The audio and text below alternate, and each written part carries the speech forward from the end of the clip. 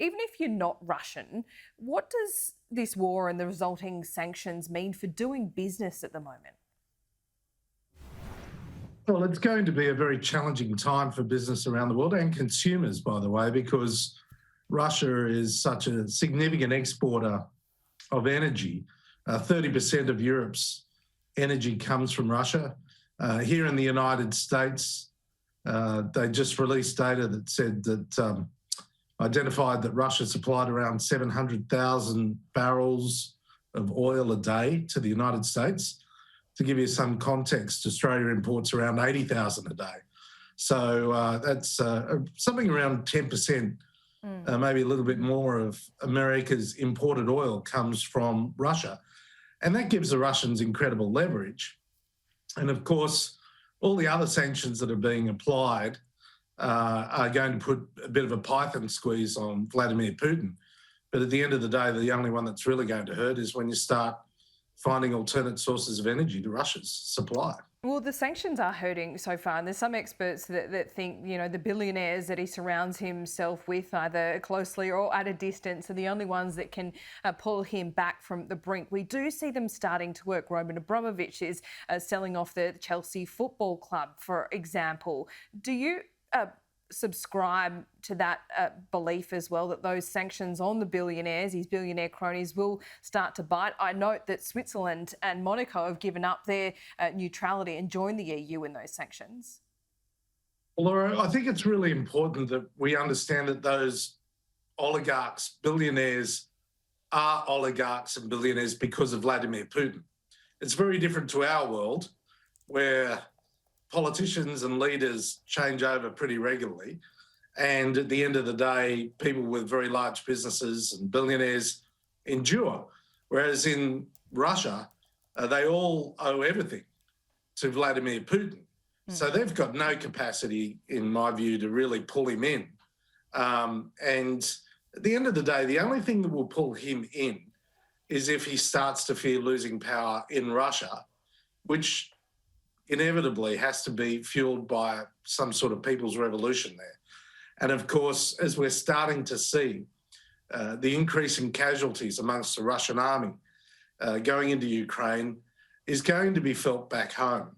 And the message will start to go to the mothers of Russia that their children are being sacrificed on the altar of Putin's hubris, his arrogance, his conceited nature. I'm not, maybe that is the best way to change perceptions. Also, I might add, the social media and the reporting coming out of the Ukraine is having a massive material impact on the world. These massive protests you're seeing, including a huge protest in Germany. Germany's done almost, a full 180-degree twist on Russia, and has just announced something like an extra $100 billion of military spending, which all the presidents of the United States couldn't make happen in Germany. But this act by Putin has turned Germany and turned many other countries. Now, how that manifests itself over the coming months, we'll wait and see.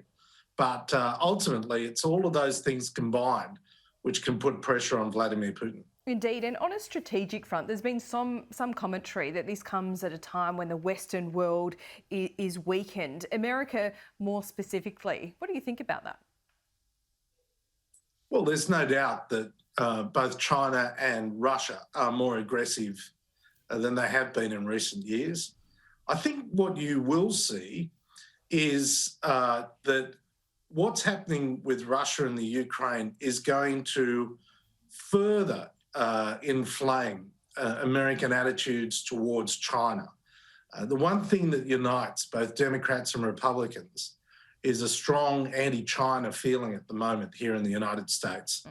And I do think that you are going to see that become even more significant over the coming months following Putin's actions in the Ukraine. What do you mean more significant in coming months? What are you waiting for China to do?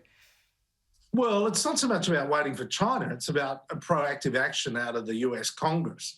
The US Congress is going to spend a huge amount of money paying businesses to relocate manufacturing back to the United States to create indigenous supply chains here and with allies. This is a great opportunity for Australian business because we are a trusted supply chain ally to the United States. But at the same time, you're going to see them take even more aggressive attitude towards China in a number of different forums, and they will put real money behind all of their actions. I think, you know, it won't end with Russia. The US is now very much on a more aggressive footing towards any potential adversary. There's a clash of ideals here, isn't there? And I say this in the context of the election coming up here in Australia. There's been a lot of focus on climate change. We see flooding disasters as we speak in Australia right now. We see the world wanting to push towards more renewable energy. But what's happened in the Ukraine and Russia shows that having secure energy sources is about national security. So where does this go, Joe Hockey?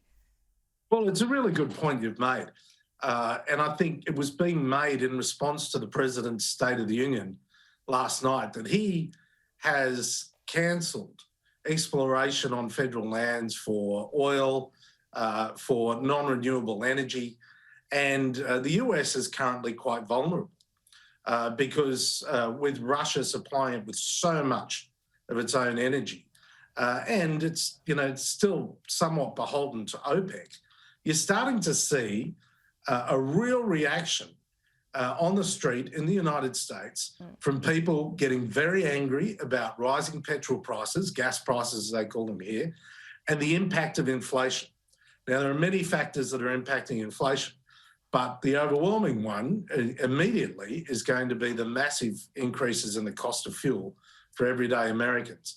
And as we start to go into the middle of the year, into what's called the driving season here in the US, if Joe Biden can't get petrol prices down, the Democrats are going to be slaughtered in the midterms at the end of this year. And then that changes the whole political complexion here in Washington, D.C. Yeah, it certainly does. I'll see you over there for the midterms as well. Before I let you go, you hosted the G20 in Brisbane back when you were in government still. Did you meet Vladimir Putin on the sidelines there? And what was he like? Yes. Well, he's... yeah.